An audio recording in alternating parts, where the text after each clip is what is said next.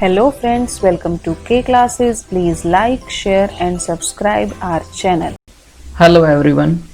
Now the theorem states that if a transversal intersect two parallel lines, then each pair of alternate interior angles are equal. ठीक है, तो ये parallel lines की second condition होगी हमारे पास, जो कि एक थ्योरम है, हमें इसको प्रूव करना है। ठीक है भाई, तो गिवन क्या क्या है इसमें, दो पैरेलल लाइंस हमारे पास गिवन है, ये हमने मान लिया ए बी फर्स्ट लाइन है, second C D second line है। ये दोनों लाइन हमारे पास क्या है, पैरेलल हैं। गिवन क्या हो गया, A B parallel to C D, ये पैरेलल का सिंबल हो गया हमारे पास, A B parallel to C D. ठीक, line L M transversal line है। ठीक, एल एम इज ट्रांसवर्सल, ये ट्रांसवर्सल लाइन होगी।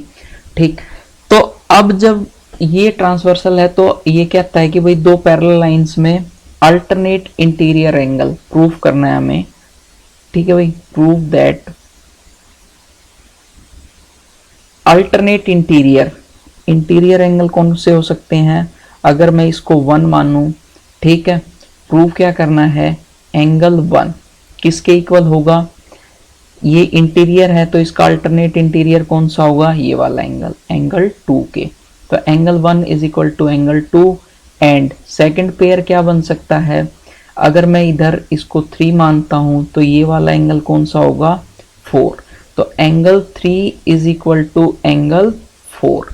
ये अल्टरनेट इंटीरियर एंगल हो गए हमारे पास, ये कैसे होने चाहिए, इक्वल होने चाहिए।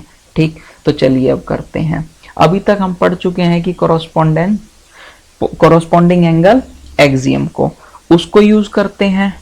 ठीक, अब भी देखते हैं, सबसे पहले कंडीशन क्या होती है कोरोस्पोंडिंग एंगल की। अगर मैं 4 की बात करूं यहाँ पे, तो इसके कोरोस्पोंडिंग एंगल कौन सा हो जाएगा, ये वाला। तो ये एंगल क्या हो गया, 5। तो angle 4 is equal to angle 5। ठीक, एंगल 4 इज इक्वल टू क्या है, एंगल 5। ठीक, और दूसरा क्या, angle 2 is equal to angle 6 के, and angle 2 is equal to angle 6। ये क्यों है, कोरोस्पोंडिंग ठीक angles axiom. Corresponding angles axiom क्या कहती है हमें, कि भाई अगर कोई भी दो पैरेलल लाइन है और उसके कोरोस्पोंडिंग एंगल्स क्या होंगे हमारे पास, इक्वल होंगे, कि 5 is equal to 4 and 2 is equal to 6। तो भाई अब देखिए 1 और 2 को हमें इक्वल प्रूफ करना है, angle 1 is equal to angle 2। ठीक, 2 किसके इक्वल है, 6 के।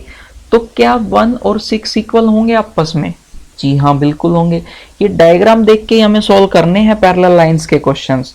ठीक है ना, पहले हमें डायग्राम देख के माइंड में सॉल्व करो, उसके बाद यहाँ लिखते रहो।